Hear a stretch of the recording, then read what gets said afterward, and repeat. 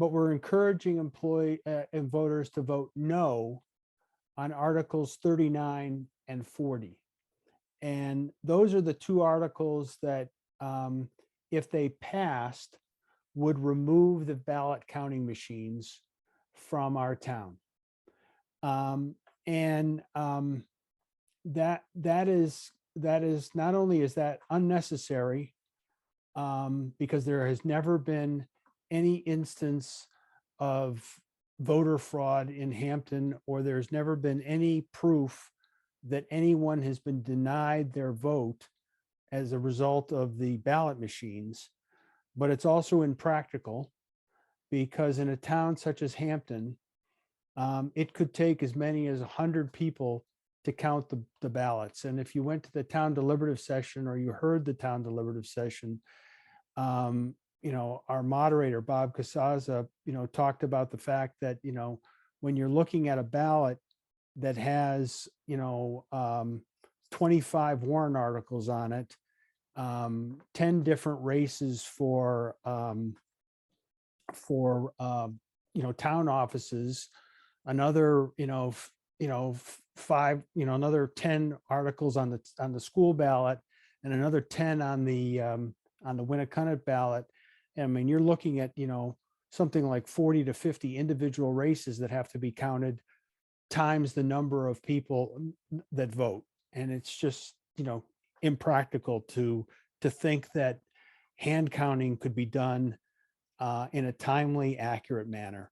And it's also dangerous in that it will end up costing the town more money.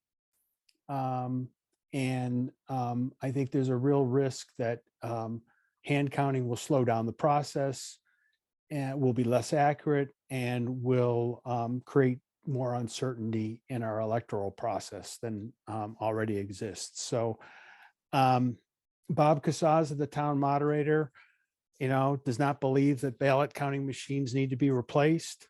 Two of our former state senators, Bev Hollingworth and Nancy Stiles, a Democrat and a Republican, wrote a joint letter to the editor opposing it.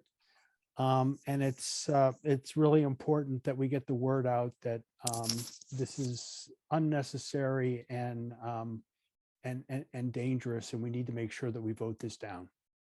Uh-huh. Any questions or additional comments on those two articles? Chris? Yes. Hi, Andy Morris. I'd like to ask if this proposal to get rid of the voting machines really stems from Donald Trump's phony claims about him being cheated out of the presidency in 2020. Is that really where this comes from? Well, I think it's not a coincidence that the people that are supporting this, or that introduced this, because it's a citizen's petition. Uh-huh. It's not a coincidence that the people that introduced it were strong believers in that myth that there was that the election was stolen. Okay, thank you. Okay. Mm-hmm. On the Hampton School District warrant. Can I ask one quick? Sure. Go ahead. Just one quick question about those two, 39 and 40. You said that it was a petition. How many signatures were required to get those on the ballot? 25. 25. But I believe there may have been more than that. But the minimum requirement is 25. Okay, thank you. And this a similar measure was on the ballot in Greenland in December, and that was overwhelmingly defeated. I think, and Erica, maybe you remember, but I think it was about 1,000 to 100 or something. Was it? I think it was like a 9 or 10 to 1 ratio. Yeah.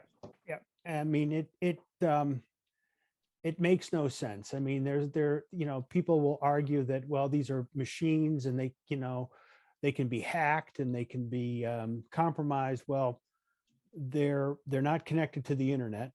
The town moderator audits the machines before an election. They're just simply ballot counting machines. And again, there's never been any proof that there's been an issue.